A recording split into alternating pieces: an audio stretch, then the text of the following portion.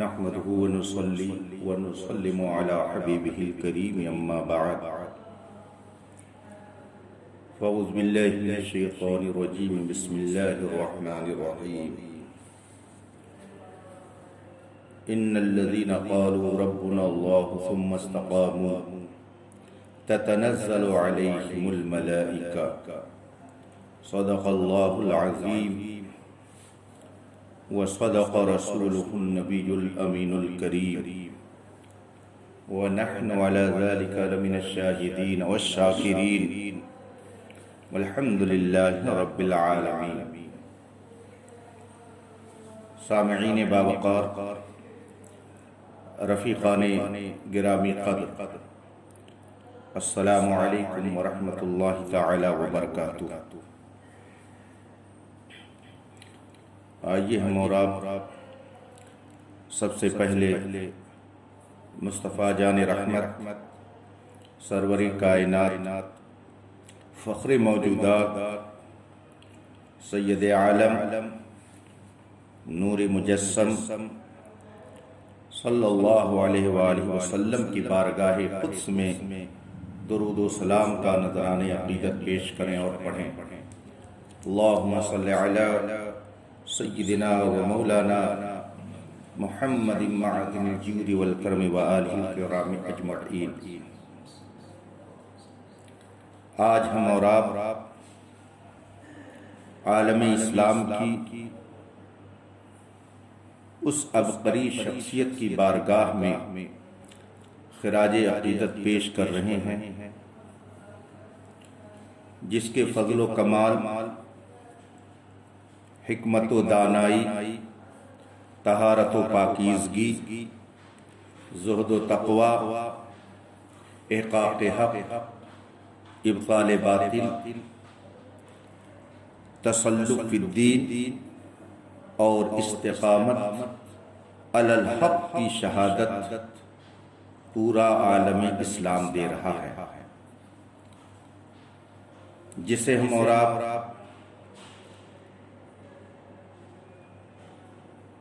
علم و حکمت کی زبان میں تاج الشریعہ کے لقب سے جانتے ہیں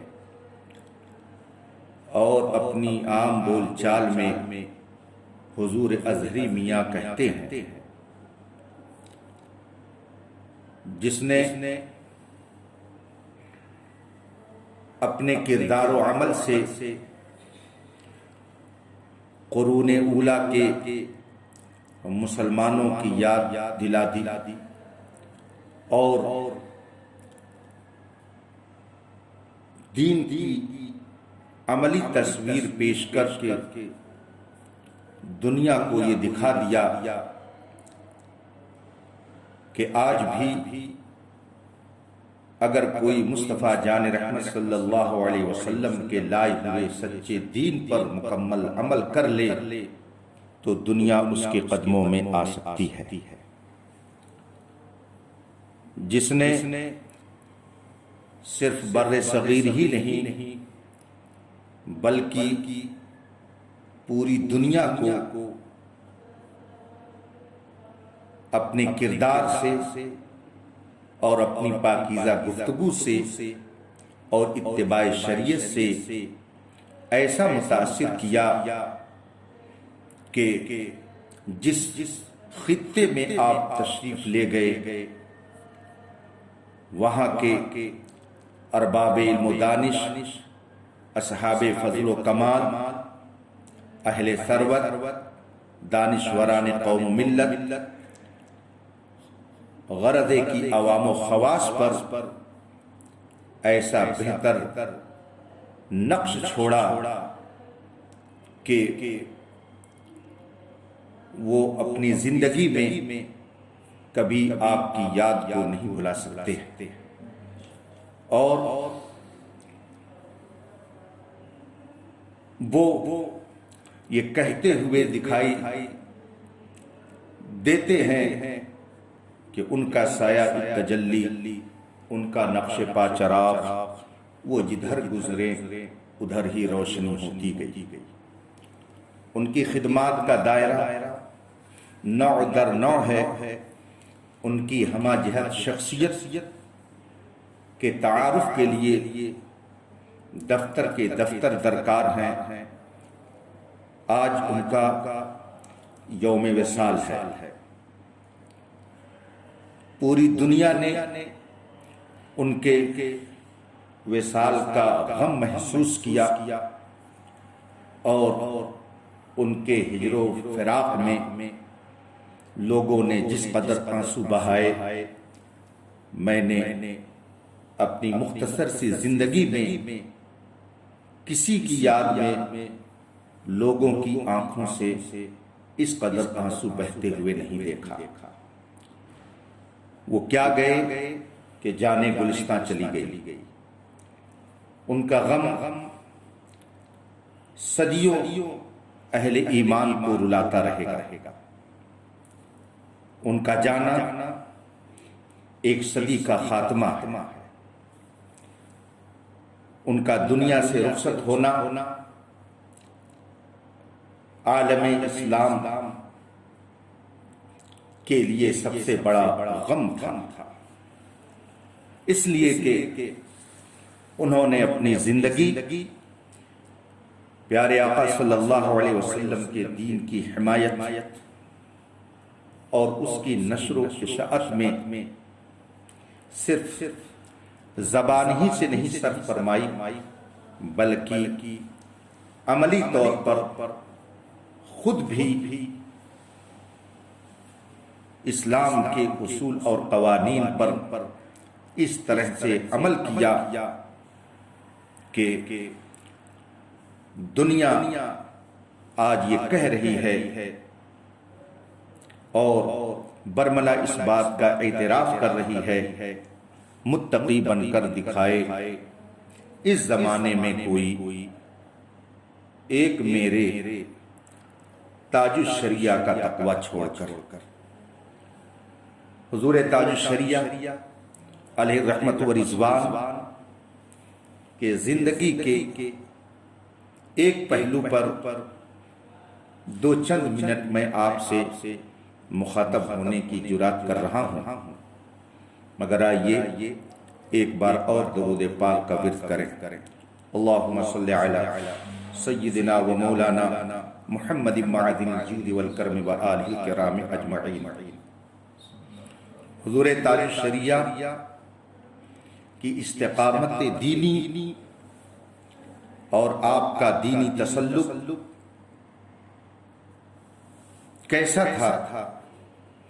اس حوالے سے میں دو چند منٹ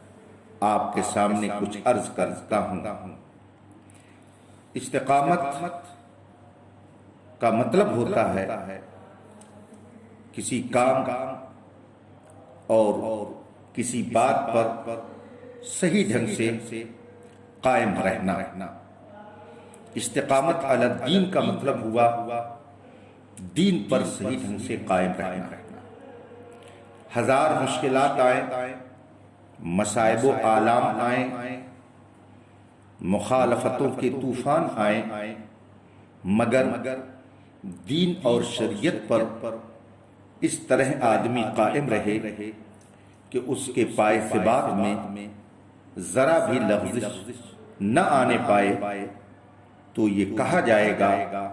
کہ اس کے اندر استقامت علی الدین کی کیفیت پائی جاتی ہے۔ قرآن پاک ارشاد فرماتا ہے ان الذین قالوا ربنا اللہ ثم استقاموا تتنزل علیہم الملائکہ، بے شک جنہوں نے یہ کہا کہ ہمارا پروردگار اللہ ہے اور پھر اس پر قائم رہے، ثابت قدم رہے، اسی پر جمے رہے، تو رب کی طرف سے ان کے لیے اس انعام کی خوشخبری ہے کہ تتنزل علیہم الملائکہ، ان پر فرشتگان الہیہ کا نزول ہوتا ہے۔ اس آیت کریمہ سے معلوم ہوا کہ جنہوں نے اللہ کی وحدانیت کا اقرار کر لیا، توحید باری کو تسلیم کر لیا اور پھر وہ اس پر قائم رہے. ہزار مشکلات آئیں مگر انہوں نے کفر و شرک کی طرف آنکھ اٹھا کر کے بھی نہیں دیکھا. کبھی انہوں نے توحید کے خلاف کوئی قدم نہیں اٹھایا.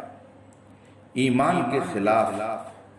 کبھی کوئی گفتگو انہوں نے نہیں کی اور تقاضائے ایمان کے خلاف کبھی کوئی کام نہیں کیا. تو گویا ایسا شخص استقامت علی الدین کی نعمت سے بہرہ ہے. اور اگر وہ مصیبتوں میں پھنس جائے، بلاؤں میں گرفتار ہو جائے اور مخالف ہوائیں چل کر اس کے پیر کو لغزش دینا چاہیں، پھر بھی وہ اللہ رسول پر ایمان کے سلسلے میں ذرہ برابر اپنے پیر میں لغزش نہ آنے دے تو ہوائیں چلتی رہیں گی، طوفان آتے رہیں گے، موجیں اسے ٹکراتی رہیں گی، مگر مخالفت کرنے والے خود برباد ہو جائیں گے. ہوائیں اس کے پاس سے گزر جائیں گی، طوفان اس سے ٹکرا کر کے خود ہی اپنا وجود ختم کر دیں گے. اس لیے کہ ایسے شخص کے لیے رب قدیر اپنے فرشتوں کے ذریعہ حفاظت فرماتا ہے اور انہیں فرشتوں کی حفاظت ملتی ہے جو مصیبتوں میں بھی اللہ و رسول کے احکام پر مضبوطی سے قائم رہتے ہیں. بلا شبہ حضور تاج الشریعہ اس آیت کریمہ کے اس دور میں ہمیں مشتاق دکھائی دیتے ہیں. عقائد اور ایمانیات کے حوالے سے ان کی استقامت تو ایسی کہ کسی بد مذہب کی بولی بولنا تو دور کی بات ہے، کسی بد مذہب کے ساتھ بیٹھنا بھی انہوں نے زندگی میں کبھی گوارا نہ کیا. بعض لوگوں نے ضرورت اور حاجت کا سہارا لے کر، ملکی حالات کا سہارا لے کر بد مذہبوں کو اپنے ساتھ لے کر چلنے کی بات کی، لیکن تاج الشریعہ نے اس وقت یہ پیغام دیا کہ جو نبی کا دشمن ہو، جو اللہ کا گستاخ ہو، جو رسول پاک کی توہین کرتا ہو، ہم کسی حال میں اس کے ساتھ بیٹھنا گوارا نہیں کر سکتے. ہزار مخالفت کرنے والے کریں، ہمارے وجود کو ختم کرنے کا پلان بنائیں، لیکن ہم اپنے وجود کی بقا کے لیے، اپنی ذات کی بقا کے لیے ہم بد مذہبوں سے کبھی سمجھوتا نہیں کر سکتے ہیں. بلکہ انہوں نے اپنے ایک شعر کے ذریعہ دنیا کو یہ پیغام دیا، نبی سے جو ہو بیگانہ اسے دل سے جدا کر دو، پدر مادر برادر جان و مال پر فدا کر دو. ہماری زندگی اس لیے نہیں ہے کہ ہم اللہ و رسول کے دشمنوں کے ساتھ مل کر کھائیں اور پئیں. ہم دنیا میں اس لیے نہیں آئے ہیں کہ ہم اپنے وجود کی بقا کے لیے حرام اور ناجائز کام کو کرتے رہیں، بلکہ ہم اس لیے آئے ہیں کہ مخالف ہواؤں کا رخ موڑ کر اہل ایمان کے ایمان کی حفاظت کے لیے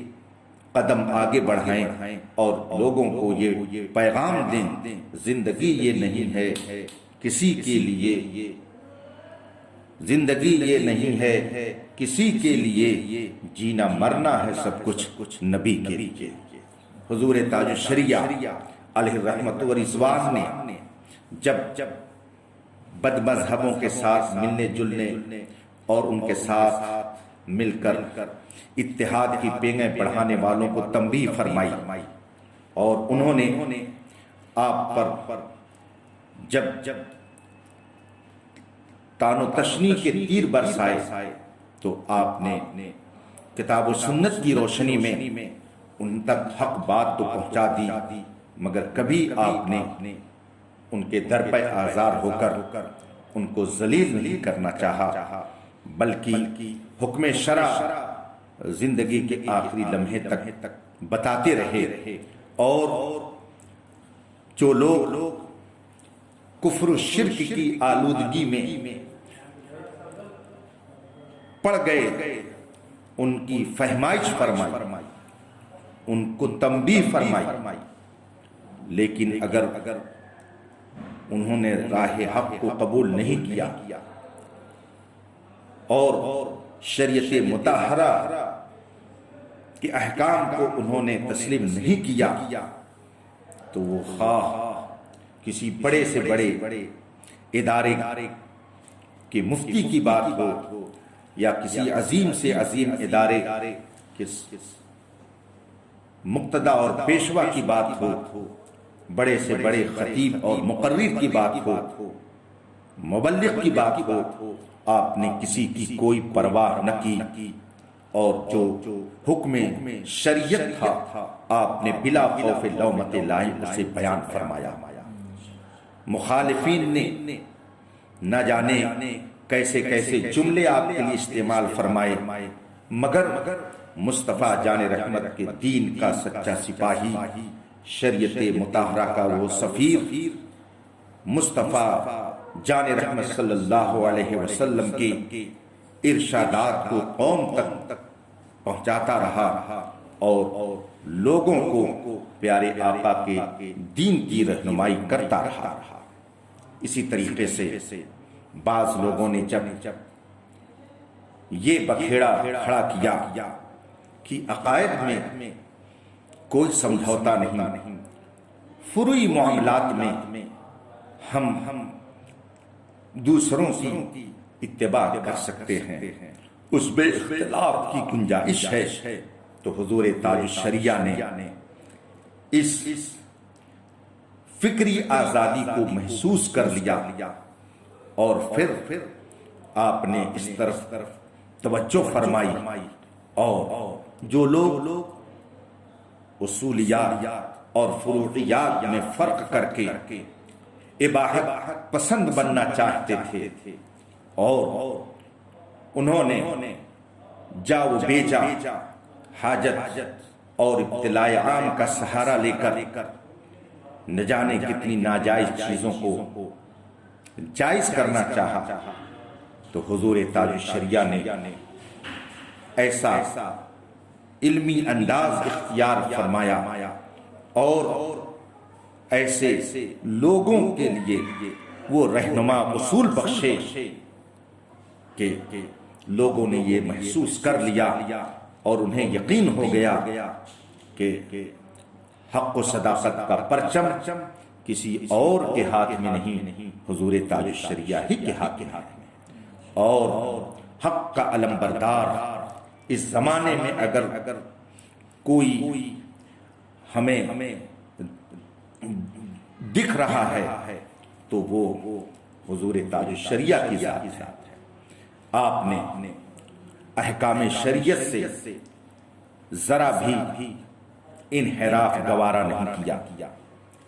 دنیا کے مختلف خطوں میں جانے کے باوجود آپ نے اسلاف کے نقش قدم پر چل کر لوگوں کے دلوں پر ایسا اپنا سکہ بٹھایا کہ میں یہ کہہ سکتا ہوں کہ جس سمت آ گئے ہو سکے بٹھا دیے۔ حضور تاج الشریعہ خواہ ہندوستان میں ہو یا ہندوستان کے علاوہ کسی دوسرے ملک میں ہو، خواہ وہ عرب کا کوئی ملک ہو، یورپ کا کوئی ملک ہو، ہندوستان کا کوئی خطہ ہو، آپ جہاں بھی گئے شریعت مطہرہ کی پاسداری فرمائی۔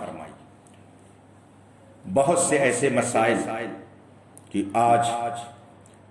ان مسائل پر لوگ عمل کرنے میں اپنے لیے دقت محسوس کرتے ہیں، مگر تاج الشریعہ علیہ رحمت و رضوان نے دیار غیر میں بھی ان مسائل پر سختی سے عمل کر کے یہ دکھا دیا کہ ہوگر ذوق یقین پیدا تو تو کٹ سکتی ہیں زنجیریں، اور آپ نے یہ ثابت کر دیا کہ آج بھی اس دور پرفتن میں شریعت مطہرہ پر مکمل طور سے عمل کر کے زندگی گزاری جا سکتی ہے، اور پیارے آقا صلی اللہ علیہ وسلم کے دین کا تحفظ عملی طور پر بھی ہم کر سکتے ہیں۔ حضور تاج الشریعہ نے معمولی مسائل میں بھی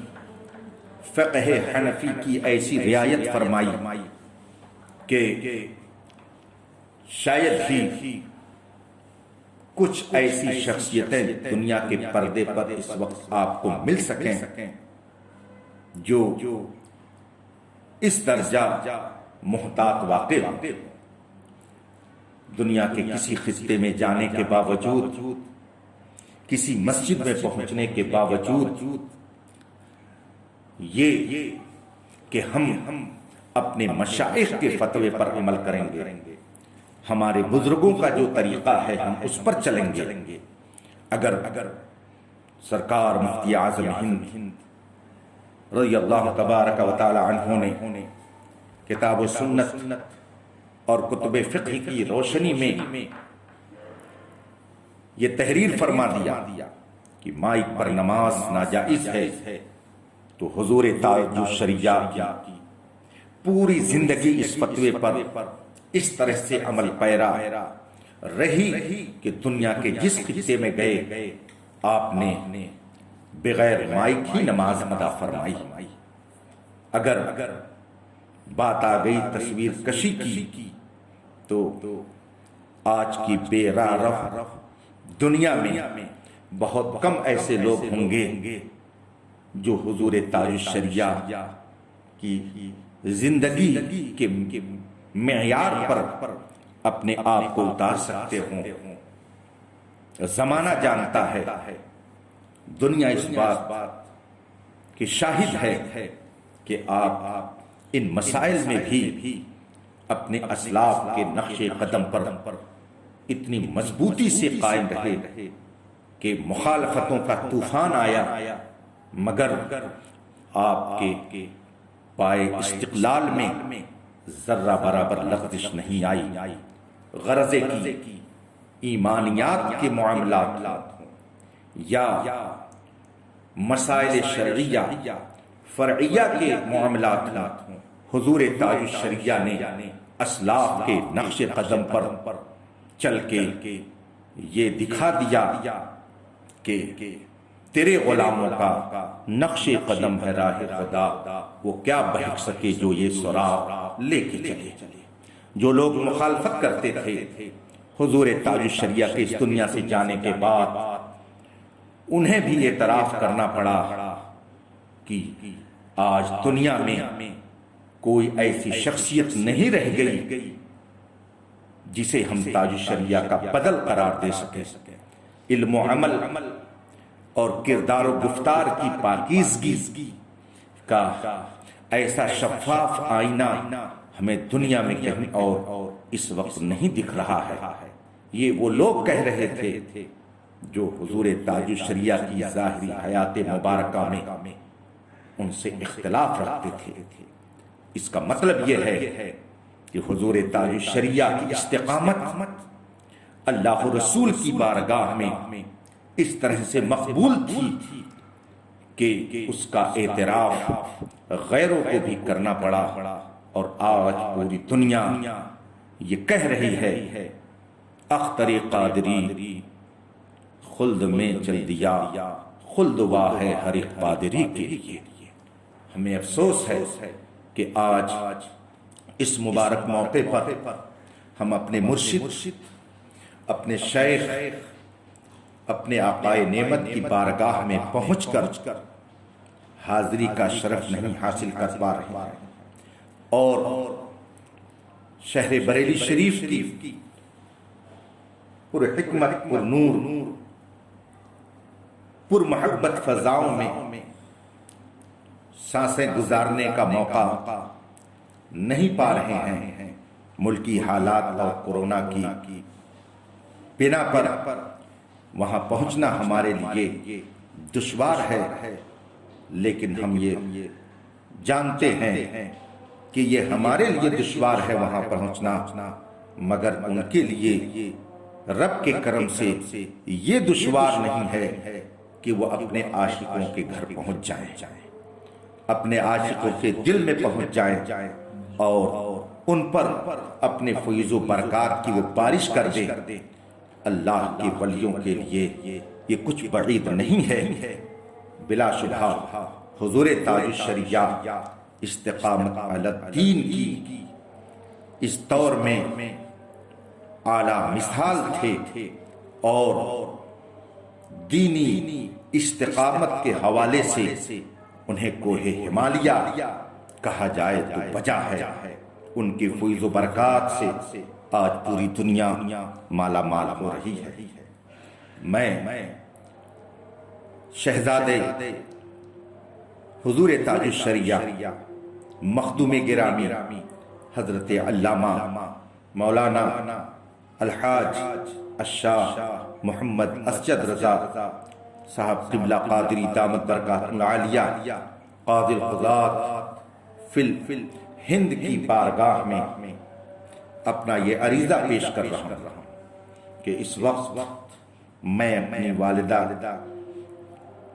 کی علالت کو لے کر ہاسپٹل میں ان کے ساتھ ہوں۔ وہ ICU میں اس وقت داخل ہیں، ان کا علاج ہو رہا ہے۔ میں خود ان کی تیمارداری کے لیے ہاسپٹل میں ہوں، لیکن میں یہ جانتا ہوں کہ اس مبارک موقع پر حضرت مخدوم گرامی شہزادے حضور تاج الشریعہ عالم اسلام کے لیے دعا کریں گے۔ میں ان سے بھی یہ گزارش کروں گا کہ وہ میری والدہ ماجدہ کی صحت کے لیے اور بالخصوص ہندوستانی اہل ایمان کے لیے دعا فرمائیں گے، اور حضور تاج الشریعہ رضی اللہ تبارک و تعالی عنہ کی بارگاہ میں ہم غلاموں کا سلام پیش کر کے دعا کریں گے۔ رب قدیر ہم سب کو حضور تاج الشریعہ علی رحمت و رضوان کے فیض و برکات سے مالا مال فرمائے، اور امام اہل سنت اعلی حضرت مجدد دین و ملت امام احمد رضا خان فاضل بریلوی رضی اللہ تبارک و تعالی عنہ کی جن تعلیمات کو انہوں نے دنیا کے گوشے گوشے میں پہنچایا، ان تعلیمات پر ہم عمل پیرا ہو کر حضور تاج الشریعہ کی روح کو خوش کریں اور ان کے فیض و برکات کے حقدار بنے۔ وآخر دعوانا ان الحمدللہ رب العالمین۔ السلام علیکم۔